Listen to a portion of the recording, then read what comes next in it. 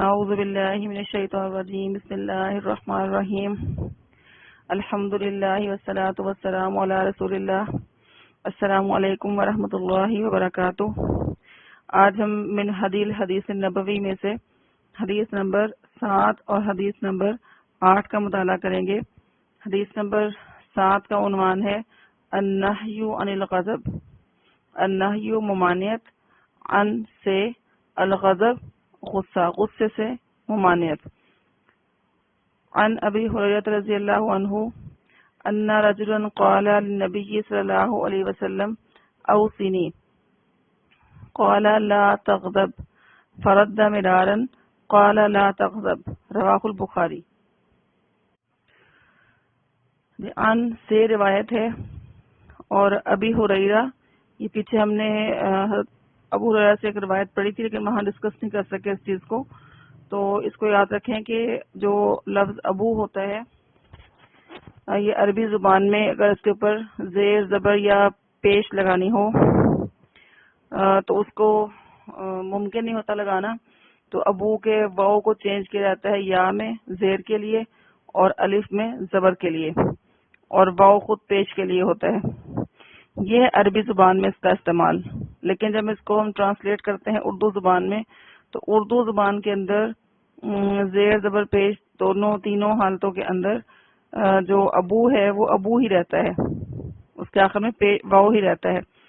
تو جب اس کو ہم ٹرانسلیٹ کریں گے اردو زبان میں تو اس کو ہم یہ نہیں کہیں گے کہ ابی ہریرہ سے روایت ہے، ابو ہریرہ سے روایت ہے رضی اللہ عنہ، اللہ ان سے راضی ہو، انا کے رجلن ایک شخص نے، قالا کہا، للنبی جی۔ اچھا یہ بات دیکھ لیں، میں نے آپ کو پہلے بھی یہ بات بتائی تھی کہ جیسے انگلش کے اندر کسی فعل کے ساتھ پریپوزیشن کے آنے سے میننگ میں تبدیلی واقع ہوتی ہے، تو ایسے ہی عربی زبان کے اندر بھی فعل کے ساتھ ایک پریپوزیشن ہوتی ہے، اس کو صلہ کہتے ہیں، صاد لام ہے۔ اوپر آپ نے ہیڈنگ پڑھی تو اس میں النہی کے ساتھ ان آیا تھا، یہاں پر قالا کے ساتھ لی آیا ہے، تو یہ ایسے حروف ہیں کہ جو مستقل ان کے ساتھ اس میننگ کے لیے آئیں گے۔ تو قالا لی کہا، کس سے کہا؟ للنبی جی، نبی صلی اللہ علیہ وسلم سے۔ اوصینی، اوصی وصیت کیجئے، نی مجھے۔ قالا تو آپ نے فرمایا، لا تغضب، فعل نہیں ہے، لا تغضب کہتے غضبناک ہونا، اسی سے لفظ ہے غصہ مت کرو، لا تغضب غصہ مت کرو۔ فا تو ردا دہرایا اس نے، فعل ماضی کا پہلا صیغہ ہے تو اس نے دہرایا یعنی اپنا سوال دہرایا اس نے، مرارن بار بار، کئی مرتبہ۔ قالا آپ نے جواب دیا، یعنی ہر مرتبہ ہر دفعہ پوچھنے پر آپ نے یہی جواب دیا، لا تغضب غصہ مت کرو۔ رواہ روایت کیا ہے اس کو البخاری، امام بخاری نے صحیح بخاری کے اندر۔ عن ابی ہریرہ رضی اللہ عنہ ان رجلا قال للنبی صلی اللہ علیہ وسلم، حضرت ابو ہریرہ رضی اللہ عنہ سے روایت ہے کہ ایک شخص نے نبی کریم صلی اللہ علیہ وسلم سے کہا، اوصینی، مجھے نصیحت کیجیے۔ قالا آپ نے فرمایا، لا تغضب غصہ مت کرو، فرد مرارن تو اس نے کئی بار دہرایا، قالا آپ نے فرمایا، لا تغضب غصہ مت کرو۔ یہ جو حدیث ہے اس میں پہلی بات تو یہ کہ ایک چیز جھلکتی ہے سیرت النبی صلی اللہ علیہ وآلہ وسلم کے حوالے سے کہ اپنے صحابہ کے بارے میں کس قدر آپ مزاج شناس تھے، کس قدر نبی اکرم صلی اللہ علیہ وسلم کو اپنے صحابہ کی خبر تھی کہ کون صحابی کن حالات میں جی رہا ہے اور کیا اس کے نفسیاتی پہلو ہیں اور کیا وہ بھگت رہا ہے اور کس طرح کی کیفیات میں ہوتا ہے۔ تو ان سے آپ کا کوئی ایسے دوری کا تعلق نہیں تھا کہ آپ ان سے بے نیاز ہوتے ہوں یا ان کے ساتھ کوئی تعلق نہ رکھتے ہوں، یہ آپ کی آگاہی تھی اپنے صحابہ کے بارے میں۔ دوسری بات یہ کہ آپ نے پھر جب از خود اس سے نہیں کہا غصہ مت کرو، جب اس نے پوچھا کہ مجھے کوئی نصیحت کیجیے، تو جب انسان خود ایسی آفر کرتا ہے کسی کو کہ مجھے آپ کو سکھائیے، کوئی نصیحت کیجیے، کوئی تلقین کیجیے، تو اس ٹائم وہ خود ڈیمانڈ کرنے والا ماننے کے موڈ میں ہوتا ہے. ورنہ ایک غصے والے بندے سے اگر آپ کہیں گے غصہ نہ کرو تو وہ اور غصہ کرے گا. لیکن جب غصے والے بندے نے خود ڈیمانڈ کی ہے کہ مجھے کوئی نصیحت کرو، اب جب اس کو کہا جائے گا کہ غصہ نہ کرو تو وہ پھر اس کو ہلکا لے گا اور آرام سے سن لے گا اور کوشش بھی کرے گا ماننے کی. تو یہ نفسیاتی پہلو ہیں نبی اکرم صلی اللہ علیہ وسلم کی دعوت کے اور تزکیے کے، کہ آپ نے ان کی طبیعت کے مطابق ان کو یہ کہا کہ آپ، اور یہ نہیں کہ ایک دفعہ نصیحت کی تو دوسری بار پوچھنے پر کچھ اور کہہ دیا ہو. اس کا مطلب ہے کہ وہ صحابی خود اپنی اس کمزوری سے واقف تھے اور انہوں نے اسی لیے بار بار ڈیمانڈ کی کہ نبی اکرم صلی اللہ علیہ وسلم کوئی اور بھی نصیحت فرمائیں تاکہ میں اس کو بھی اپنے اندر لانے کی کوشش کروں. لیکن چونکہ غصہ اس صحابی پر حاوی ہوتا ہوگا شاید، اسی لیے اللہ کے نبی صلی اللہ علیہ وسلم نے ہر بار تکرار کے جواب میں ایک ہی جواب دیا. اس سے بھی معلوم ہوتا ہے کہ ایک ہی مرتبہ میں اگر بہت ساری باتیں نصیحت کر دی جائیں گی تو کسی پرسن کو تو وہ سب پر فوکس نہیں کر سکتا. تعلیمی ضرورت ایک الگ چیز ہے. تعلیم میں ہمیں بہت کچھ اکٹھا پڑھنا پڑ جاتا ہے ایک ٹائم پر، بہت سارے پوائنٹس ہم ڈسکس کرتے ہیں. لیکن جب پرسنل تزکیے کے لیے، تربیت کے لیے، پریکٹیکل کے لیے چیز ہو تو اس وقت میں پھر ایک ٹائم پر ایک ہی چیز پہ فوکس کرنا چاہیے. یہ سب اصول ہمیں اس میں سے نظر آتے ہیں.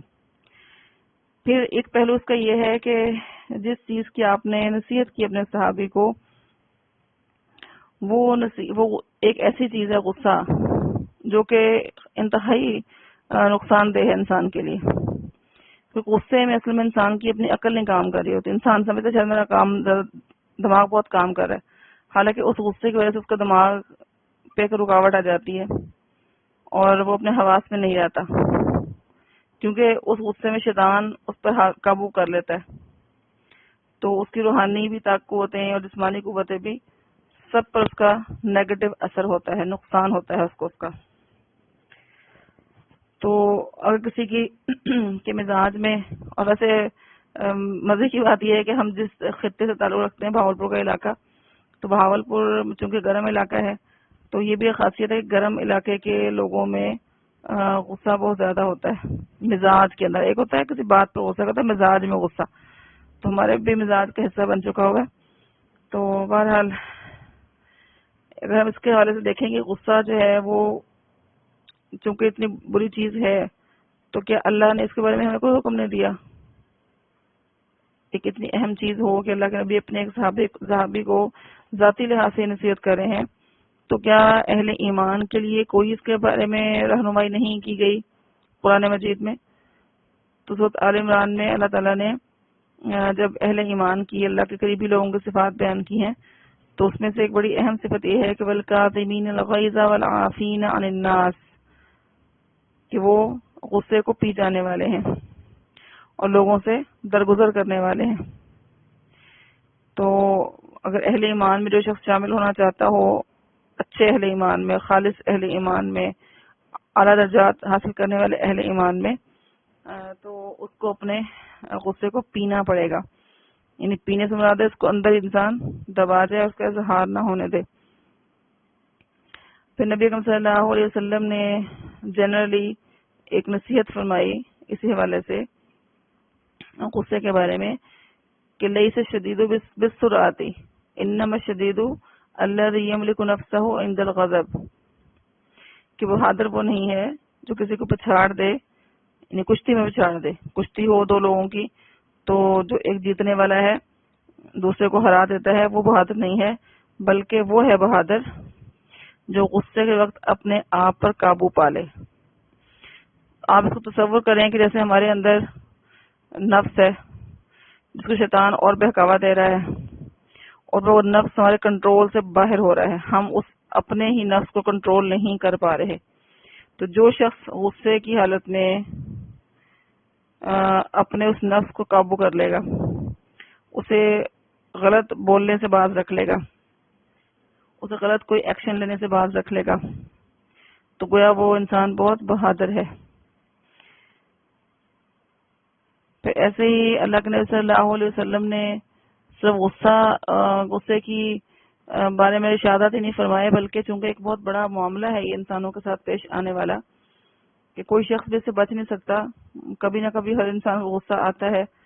تو اگر کوئی ایسا اس طرح کا غصہ ہو کہ جو انسان کے لیے نقصان دہ ہو، ارد گرد والوں کے لیے نقصان دہ ہو، اور وہ بالخصوص وہ غصہ جو انسان کو ذاتی کسی بات پر آتا ہے، کیونکہ اگر تو وہ حق کے راستے میں غصہ ہے، اللہ کے دین کے معاملے میں کوئی ایسا معاملہ ہے، تو اللہ کے نبی صلی اللہ علیہ وسلم کی سنت ہے غصہ کرنا. لیکن اگر ذاتی معاملے میں یہ چیز ہو، لڑائی جھگڑے کے اندر، ذاتی دنیا کے معاملات کے اندر، تو اس میں پھر اللہ کے نبی صلی اللہ علیہ وسلم نے غصے کو پی جانا اور معاف کرنا پسند فرمایا، اور شیطانی جو اکساہٹ ہوتی ہے اس وقت میں، اس سے بچنے کا طریقہ سکھایا. جیسا کہ آپ نے ایک صحابی غصے میں دیکھا تو فرمایا کہ مجھے ایک ایسے کام کا علم ہے کہ اگر یہ اس کو کر لے گا تو اس کا غصہ ختم ہو جائے گا، اور وہ کام یہ ہے کہ وہ پڑھ لے اعوذ باللہ من الشیطان الرجیم. لیکن اس کا غصہ اتنا دماغ پہ چڑھ چکا ہوتا ہے کہ انسان کو اعوذ باللہ پڑھنا بھی یاد نہیں آتا، حتیٰ کہ جو شخص کو اعوذ باللہ یاد کروائے گا تو شاید اسی کا وہ کام تمام کر دے. تو بہرحال انسان کی زندگی کا یہ حقیقت ہے غصے کا معاملہ. تو اللہ کے نبی کی تکرار اپنے صحابی کو اس کے بارے میں، اس کا مطلب ہے کہ اگر ہم بھی جانتے ہیں اپنے بارے میں کہ ہم میں غصہ ہے، تو ہم اس نصیحت کو پرسنلی اپنے لیے سمجھیں کہ اللہ کے نبی کی مجھے نصیحت ہے کہ غصہ مت کرو. اور بالخصوص لڑکیوں میں تو ویسے بھی ہمارے معاشرے کے رہن سہن کے اعتبار سے، معاشرے کے اقدار کے لحاظ سے، لڑکیوں کے پاس، خواتین کے پاس تو غصہ کرنے کے مواقع ہی بہت کم ہوتے ہیں. دیکھیں غصہ جو ہے، ایک تو ہے نا بچوں پہ مار کے نکال لیا یا کسی پہ بول لیا، غصہ نکل تو جاتا ہے، لیکن اس کے جو اثرات ہوتے ہیں وہ اس سے زیادہ بدتر اثرات ہوتے ہیں. تو اگر ایک لڑکی سسرال میں غصے کا اظہار کرے، سسر کے سامنے، ساس کے سامنے، شوہر کے سامنے، تو اس کے لیے اپنے گھر کو بسانا بہت مشکل ہو جاتا ہے. مرد غصہ کرتا ہے تو لوگ اس کو اس کا حق سمجھتے ہیں کہ مرد غصہ کر رہا ہے، تو لیکن عورت جو غصہ کرتی ہے تو وہ اس کا نیگیٹو پہلو شمار ہوتا ہے. یہ حقیقت ہے ہمارے ایک معاشرے کی. تو اللہ کے نبی نے تو مردوں کے لیے بھی غصے کو پسند نہیں کیا. تو عورتوں کے لیے تو عورت تو پہلے ہی محکوم ہے، ضعیف ہے، کمزور ہے. تو خود جو کمزور مخلوق ہے وہ کس کو غصہ کر رہی ہے؟ وہ عام طور پر اپنے سے کمزور پہ غصہ کر رہی ہوتی ہے. وہ اپنے سے کمزور کون ہوتے ہیں؟ بچے ہوتے ہیں. تو خواہ مرد ہوں خواہ عورتیں ہوں، سب کو ہی اس سے بچنا چاہیے کہ غصے کو اپنے مزاج کا حصہ نہ بننے دیں، اور غصے کو کبھی بھی اپنے معاملات کنٹرول نہ کرنے دیں. اگر غصہ آ بھی جاتا ہے، اعوذ باللہ پڑھیں، اللہ کی پناہ اختیار کریں، اور اس کے بعد اس غصے میں کوئی فیصلہ نہیں کرنا چاہیے انسان کو. فیصلہ انسان کو تب کرنا چاہیے جب اس کے دماغ سے غصہ اتر چکا ہو، تاکہ وہ تمام پہلوؤں پر سوچ بچار کر سکے اور اس کے بعد وہ کوئی صحیح فیصلہ لے سکے. حدیث نمبر 8 ہے آپ کی، حسن الخلق،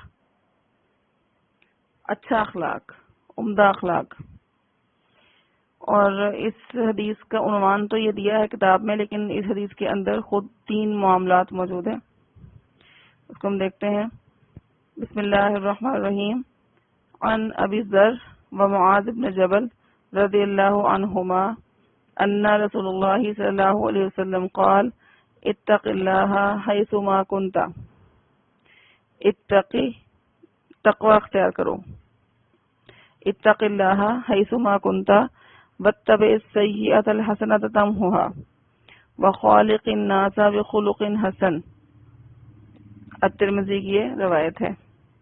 عن ابی ذر و معاذ، 2 صحابہ ہیں الگ الگ، دونوں سے روایت ہے. حضرت ابو ذر غفاری، ترجمہ اس کو ہم اردو میں کہیں گے ابو ذر غفاری رضی اللہ عنہ، و معاذ بن جبل، اور معاذ بن جبل. آگے لکھا ہے رضی اللہ عنہما، تو یہ دونوں کے لیے ہے. 2 صحابہ کا ذکر ہے تو دونوں کے لیے ہے. انا کے رسول اللہ صلی اللہ علیہ وسلم، کہ رسول اللہ صلی اللہ علیہ وسلم نے قال فرمایا،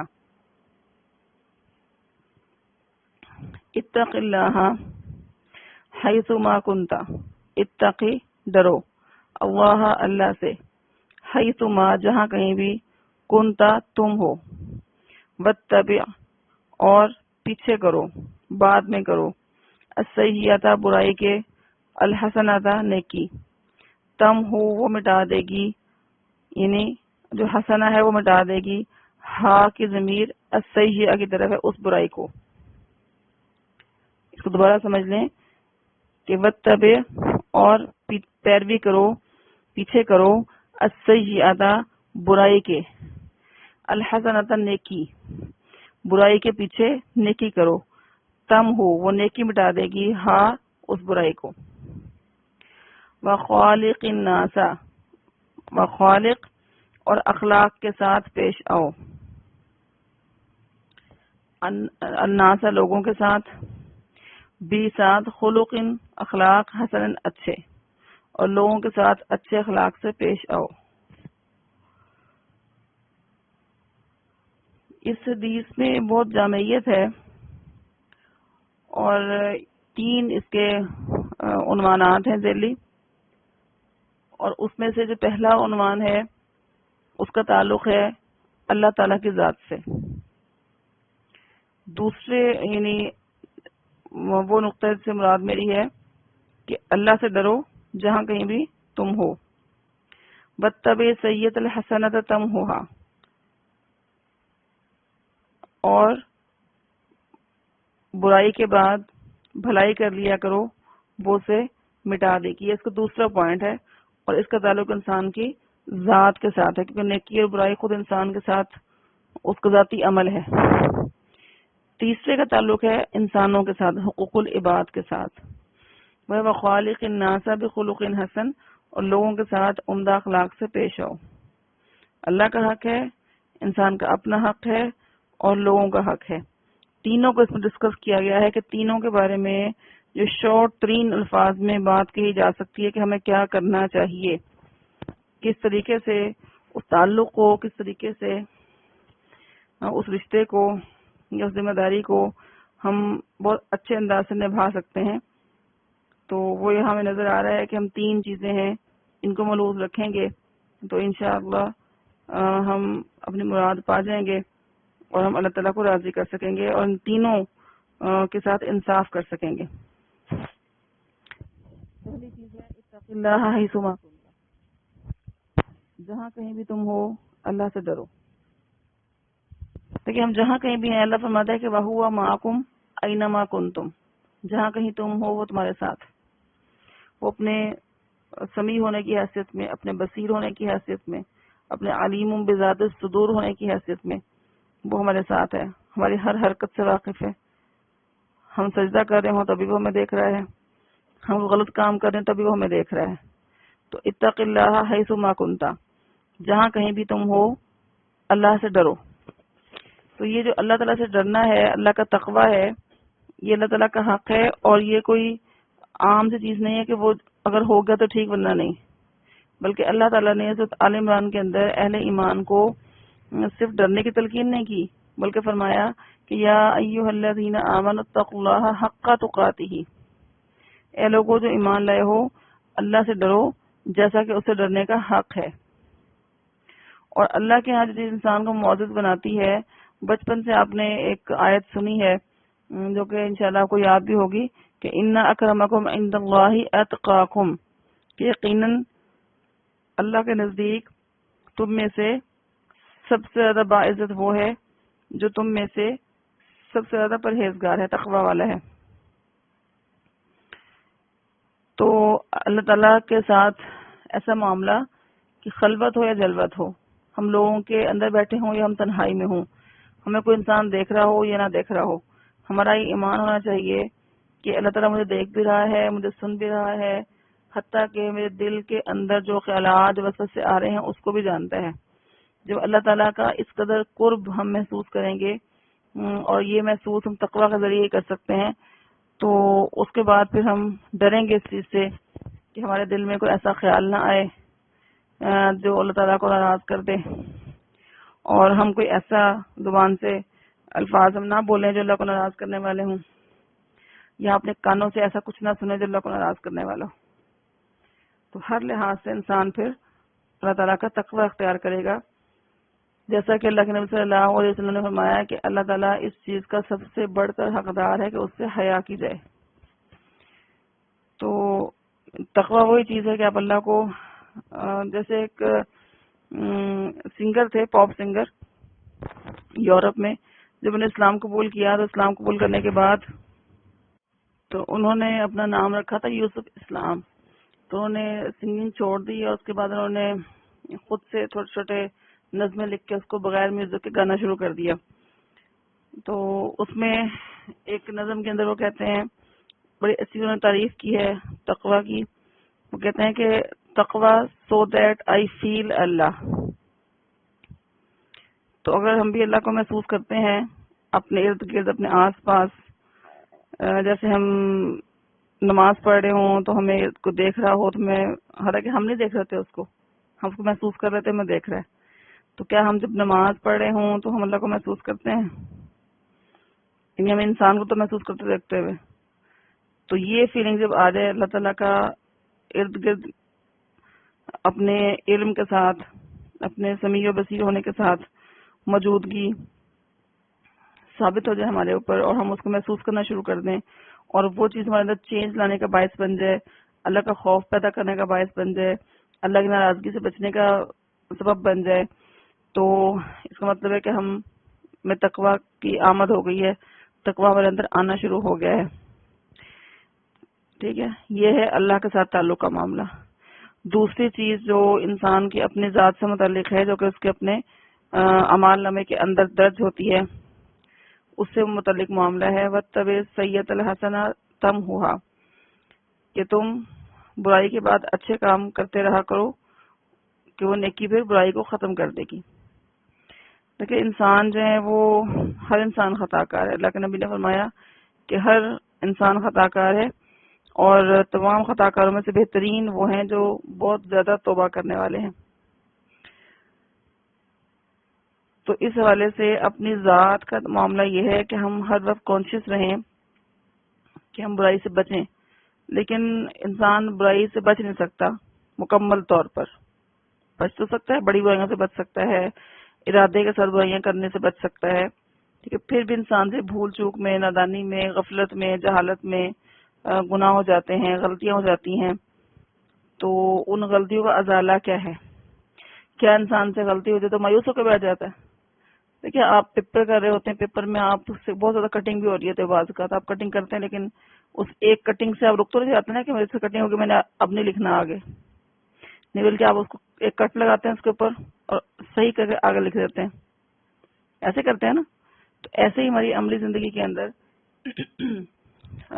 غلطیاں آتی ہیں، لیکن اس غلطی کو لے کر بیٹھ جانا اور مایوس ہو جانا اور آئندہ عمل سے ہاتھ کھینچ لینا، یہ مسلمان کا شیوا نہیں ہے. بلکہ نبی کی نصیحت کیا ہے کہ اگر برائی ہو جائے تو مایوس نہیں ہونا، بلکہ اس برائی کو دھونے کی کوشش کرو. جیسے ہمارے کپڑوں پر گندگی لگ جائے تو کیا ہم اس گندگی کو لے کے بیٹھ جاتے ہیں رونے کے لیے کہ گندگی لگ گئی ہے؟ بلکہ ہم فوراً کیا کرتے ہیں کہ پانی سے، صابن سے اس کو دھونے کی کوشش کرتے ہیں کہ دھل جائے، اس کا داغ تک ختم ہو جائے. تو جب برائی کے پیچھے ہم اچھائی کریں گے، ایک غلطی ہو گئی، 2 نفل پڑھیں، توبہ کریں، صدقہ کریں، ذکر کریں، تلاوت کریں قرآن پاک کی، ٹھیک ہے. یا اگر کسی بندے کے ساتھ برائی کی تھی تو اس بندے کو خوش کر دیں کسی اور طریقے سے. تو بالکل یہ وہی طریقہ ہے جیسے ہم کپڑے سے میل کو دور کرتے ہیں. تو جب ہم برائی کے بعد کوئی اچھائی کریں گے تو وہ اچھائی ہماری برائی کو ہمارے اعمال نامے سے مٹا دے گی، ڈیلیٹ کر دے گی اس کو وہاں سے. اور یہ انسان کے لیے بڑی پر امید چیز ہے. اگر یہ چیز نہ ہوتی کہ نیکیاں برائیوں کو نہ مٹاتی تو انسان مایوسی کی طرف چلا جاتا. تو اللہ تعالیٰ نے خود اس بارے میں ارشاد فرمایا کہ ان الحسنات یذہبن السیئات، یقیناً نیکیاں برائیوں کو لے جاتی ہیں، ختم کر دیتی ہیں. اور اسی لیے جس طرح چھوٹے چھوٹے صغیرہ گناہ جب بہت زیادہ ہو جاتے ہیں تو وہ انسان کے لیے وبال جان بن جاتے ہیں، تو ایسے ہی جو نیکیاں ہیں وہ بھی، چھوٹی نیکی کو بھی انسان اگنور نہ کرے، جیسا کہ اللہ کے نبی نے فرمایا ہے کہ کسی چھوٹی سے چھوٹی نیکی کو بھی حقیر نہ جانو، کہ ہمیں تو حرص ہونا چاہیے کہ ہم کوئی ایسی نیکی کر لیں جو ہماری بدیوں کو دھو ڈالے، ہمارے گناہوں کو دھو ڈالے۔ پھر تیسری چیز کا تعلق جو ہے وہ حقوق العباد کے ساتھ ہے۔ ایک کا تعلق اللہ کے ساتھ تھا، ایک کا تعلق ہمارے ساتھ ہے، اور تیسری کا تعلق جو ہے وہ اللہ تعالیٰ کی باقی مخلوق کے ساتھ ہے۔ تو اس میں آپ دیکھیں کہ جتنی زیادہ تاکید ملتی ہے ہمیں پورے اسلام کے اندر حسن اخلاق کی، کہ لگتا ہے کہ حسن اخلاق ہی سب کچھ ہے۔ لوگوں کے ساتھ دیکھیں، اب حسن خلق ہے کیا چیز، کس چیز کو آپ حسن خلق کہتے ہیں؟ ٹھیک ہے، خندہ کہتے ہیں عام طور پر خندہ پیشانی سے پیش آنا، لوگوں سے اچھے انداز سے ڈیل کرنا۔ لیکن ایک بندہ کسی سے مسکرا کے ملتا ہے، ایک دکاندار ہے بالفرض، وہ بڑا مسکرا کے بات کر رہا ہے، بڑا نرمی سے بات کر رہا ہے، بڑا اس کو خوش کر رہا ہے بول بول کے اس طرح سے، لیکن جب وہ سودا کرتا ہے، اس سودے کے اندر وہ ڈنڈی مارتا ہے یا اس کو خراب چیز دے دیتا ہے، تو یہ خوش اخلاقی نہیں ہے۔ خوش اخلاقی صرف بولنے میں نہیں ہے، خوش اخلاقی معاملے کے اندر بھی ہے، ایک جامع چیز ہے کہ ایک بندے سے میں اگر اپنی بات کروں تو میں یہ سمجھوں گی کہ میں تب اپنے آپ کو اس راہ پر گامزن پاؤں، نیکی کی راہ پر، حسن خلق کی راہ پر، کہ اگر میری ذات سے کسی دوسرے بندے کو کسی قسم کے شر کا اندیشہ نہ ہو، جو مجھ سے ملنے والے ہیں وہ مجھ سے مطمئن ہوں، اس لحاظ سے کہ میں انہیں نقصان نہیں پہنچاؤں گی، ٹھیک ہے، میں دھوکہ نہیں دوں گی ان کو، کوئی فراڈ نہیں کروں گی ان کے ساتھ، کوئی جڑیں ان کے نہیں کاٹوں گی، ان کی غیبتیں نہیں کروں گی، ان کی چغلیاں نہیں کروں گی، ان پہ الزام نہیں لگاؤں گی۔ تو یہ سب کچھ حسن اخلاق ہے۔ تو اللہ کے نبی صلی اللہ علیہ وسلم اس کی اعلیٰ مثال ہیں کہ اللہ تعالیٰ نے خود آپ کے بارے میں گواہی دی ہے کہ وَإِنَّكَ لَعَلَىٰ خُلُقٍ عَظِيمٍ، کہ یقیناً آپ اخلاق کے عظیم درجے پر فائز ہیں۔ اور خود اللہ کے نبی صلی اللہ علیہ وسلم کا اخلاق ہی صرف اچھا نہیں تھا، بلکہ آپ کون تھے؟ آپ معلم تھے اس کے، جیسا کہ آپ نے فرمایا کہ انما بعثت لأتمم مکارم الاخلاق، کہ مجھے تو بھیجا ہی اس لیے گیا ہے تاکہ میں جو عمدہ اخلاق ہیں ان کی تکمیل کر سکوں۔ اور اہل ایمان کے بارے میں آپ نے فرمایا کہ جو ایمان والوں میں سے بہترین کون ہوتا ہے، تو آپ نے فرمایا کہ اکمل المؤمنین ایمانا احسنهم خلقا، کہ اہل ایمان میں سے سب سے کامل ایمان والا وہ ہے جو اخلاق میں سب سے عمدہ ہو۔ اگر آپ کو شیشہ دیکھنے کی دعا آتی ہو، اس کو ترجمہ بھی آتا ہو، تو آپ کو یہ حدیث بڑی اچھی سمجھ آ سکتی ہے کہ کتنی اہم چیز ہے کسی کے ساتھ پیش آنا، اچھے انداز سے معاملہ کرنا۔ تو اللہ کے نے دعا سکھائی ہے آئینہ دیکھنے کی کہ اللہم کما حسنت خلقی فحسن خلقی، اے اللہ جس طرح تو نے میری صورت اچھی بنائی ہے اس طرح میری سیرت یعنی اخلاق کو بھی اچھا بنا دے، کیونکہ اچھے اخلاق کو بھی ہم خود نہیں اختیار کر سکتے، یہ بھی اللہ تعالیٰ کی ہدایت پر، اللہ کی توفیق پر منحصر ہے۔ تو اللہ کے نبی ہمیں جو دعائیں سکھائی ہیں ان دعاؤں میں سے ایک دعا تو یہ آئینہ دیکھنے والی ہو گئی، اور ایک اور دعا ہے اس میں یہ پازیٹیو دعا ہے کہ فحسن خلقی، میرے اخلاق کو اچھا کر دے۔ اور ایک اور دعا کے اندر اس سے بچنے کی تلقین ہے، بچنے کی دعا ہے کہ اللہم انی اعوذ بک من منکرات الاخلاق، کہ اے اللہ میں تیری پناہ میں آتی ہوں برے اخلاق سے، بدتر اخلاق سے۔ برا اخلاق کیا ہے؟ کسی کو نقصان پہنچانا، گالیاں دینا، جھوٹ بولنا، نکتہ چینی کرنا، تانے دینا، ٹھیک ہے۔ یعنی اصل میں آپ یہ دیکھ لیں کہ اگر آپ کو سمجھنا آئے نا کہ برا اخلاق کیا ہوتا ہے، بالفرض آپ کو سمجھ نہیں آ رہی اچھا برا اخلاق کیا ہو سکتا ہے، تو آپ یہ کر سکتے ہیں کہ آپ کسی کام کے بارے میں اگر آپ کو تردد ہے کہ اچھا ہے یا برا ہے، تو آپ یہ سوچیں کہ اگر میرے ساتھ کوئی شخص اس معاملے کو کرے یا اس انداز سے پیش آئے تو کیا مجھے اچھا لگے گا؟ اگر تو آپ کو اچھا لگتا ہے حقیقت میں تو پھر وہ اچھا اخلاق ہے. اور اگر آپ اس کو اپنے متعلق یہ پسند نہیں کرتے کہ آپ سے بڑھتے وہ اخلاق، تو پھر وہ گارنٹیڈ برا اخلاق ہے کہ آپ اس کو اچھا اخلاق نہیں سمجھ رہے. تو یہ کوئی اتنا مشکل کام نہیں ہے اس کو جانچنا کہ اچھا اخلاق کون سا ہے، برا اخلاق کون سا ہے. اپنے وہ پرکھ لیں، اپنی ذات کو کسوٹی بنا لیں، تو انشاءاللہ خود ہی سارا معاملہ کلیئر ہو جائے گا. اور اصل چیز معاملہ کلیئر کرنے کی نہیں ہے، اصل چیز ایک چیز کو اختیار کرنے کا معاملہ ہے.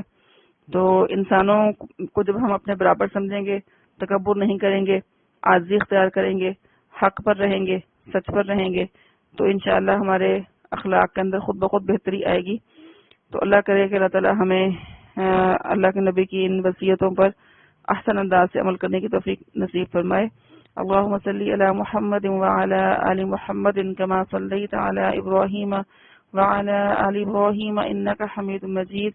اللهم بارك على محمد وعلى آل محمد كما باركت على إبراهيم وعلى آل إبراهيم إنك حميد مجيد. السلام علیکم ورحمۃ اللہ وبرکاتہ.